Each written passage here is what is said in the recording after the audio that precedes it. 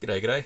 I kept seeing this on Marketplace. It's been for sale for maybe 6, 7 months now. $20 for a Tandy web processor. And this is based upon a Z80 microcontroller. And it's very similar to the Tandy, what are they, 1000s or 100, 101? Anyway, there's not much love for these. They were pretty common, they were pretty cheap, but they don't have basic. And that sort of stopped anyone really tinkering with them. Now there is an expansion port, and there is an open source flash cart, and I've got the parts for that on their way. They should be here in a couple of days. And the idea is I'm going to try port basic to this. But yeah, so they come with 32K internal RAM, and this just arrived from AliExpress, 128K supposedly. Now, I don't know if it's genuine or fake. Usually when you buy a RAM from AliExpress, it either doesn't work or it's not what it says it is. But yeah, it's been resurfaced and reprinted. And that doesn't mean it's fake, but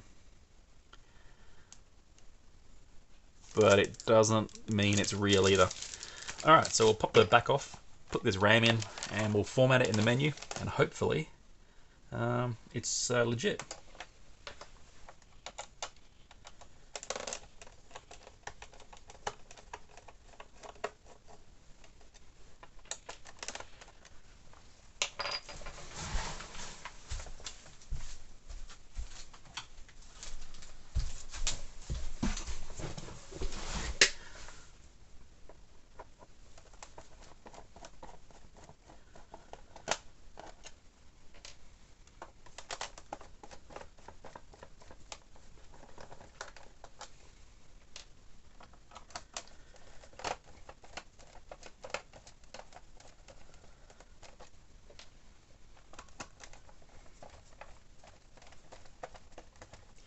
There was a tape drive for this for sale from an old lady who was selling knitting equipment, and the Brother knitting sewing machine thing used a rebranded Tandy tape drive, sorry, a disk drive, and I missed that by about 2 days, so I was pretty disappointed with that, because that would have been a great way to transfer files to this.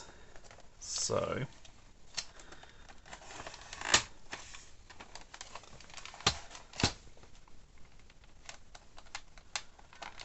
did I miss a screw?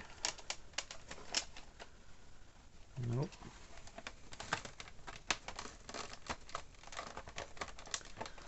Something's not quite right.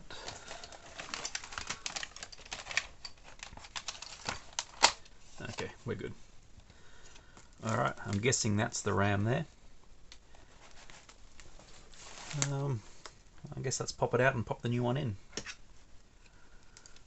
Now, there is a tool to do this.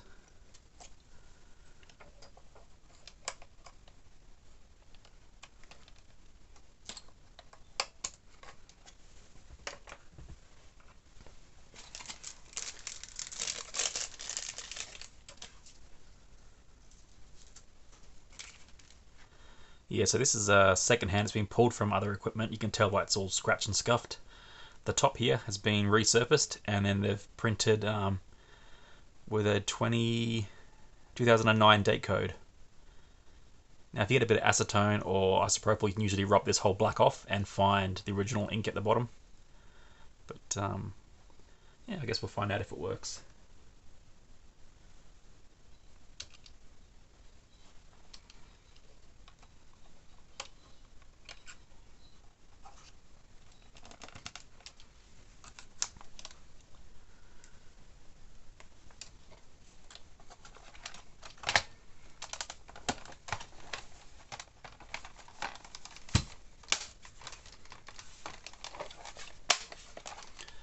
Alright.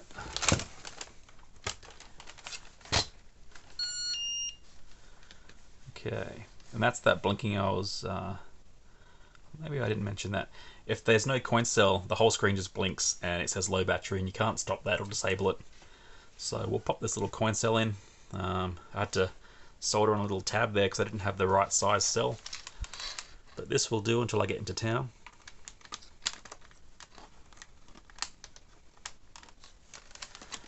Alright, and if we off and back on, low back up, that should be fine. Okay, can you see what I see? Yeah. says we have 20 kilobytes free memory, which is just the internal. Yeah, so there's 32K internal for the CPU, and then there's the option RAM, which is what we just replaced then, from 32K to an additional 128K. So if we go to Files, RAM disk. Oh, 128K. There we go.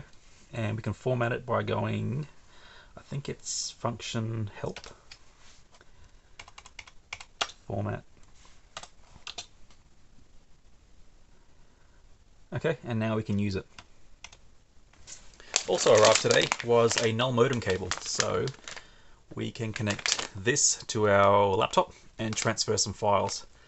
And I've been coding a small hex editor just so we can have a look around the RAM, change some RAM bankings, and then hopefully once we get our PCB and adapter for this little circuit card here, we can start developing some code and port BASIC to it.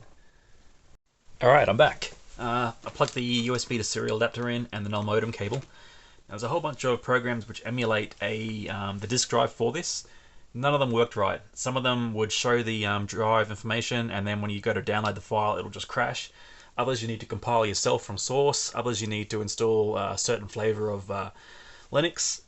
Yeah, not interested in any of that. So I just coded up my own disk drive emulator just to serve up the one file. In this case, it's HexView. So then we can go copy, and we'll send that to our new RAM disk, which we just installed. Done. And then we can go to our RAM disk and we can run. And hopefully you can see this. Looks like you might be able to. So this is the hex editor I coded. Hex address on the left here, the bytes in hex there, and then the ASCII version of it there. And you can scroll up and down through RAM. You can go to like the boot ROM here. And I think the mapping is at address 4000 is where the banking starts for the ROM, and then you can select up to 512K of the internal ROM or the external card address here. So that's what we're going to be coding on eventually once the parts of that arrive. But in the meantime, you can poke addresses, and I think it's port 51, which is the mapper. We'll go bank 22, and you can see the ROM data there changes. So yep, hex editor works great, and now that's on here. So I've made this really simple tool chain using a Z80 assembler and a batch file which will assemble the ROM and then send it over to the device here, and you can execute it straight from files. Oh yeah, if you change the bank and then you go back to the OS, it freaks out because it's not where it left itself, and it'll reset itself. Files, diskette. We've got to run our executable. There we go. And then you can run directly from here as well. So it makes it nice and quick to code and then test your code straight away. It's going to be a bit slower once we've got the card here, because we need to write to flash on the card. So we'll have a little program here which intercepts data from the PC and then flashes it to the flash IC on the card. One big limitation to this hardware: you can't change banks if you're running from RAM. So there's no way to use that 128K we just installed for an application. You got to use the internal BIOS calls to load and save 128 bytes at a time to it, which is pretty much useless. So hopefully once our flash card arrives, we can port BASIC to it, and it will then get access to that RAM. I'm not sure if it will or not. I guess we'll find out when it arrives. Which is a shame. If you had been able to execute from RAM, it'll be a lot more flexible as a programming little development system. I mean, there's reasons why you can't do it. If you're running from the RAM and then you change bank, the code will obviously crash, and the VRAM for the graphics is also located in that area as well.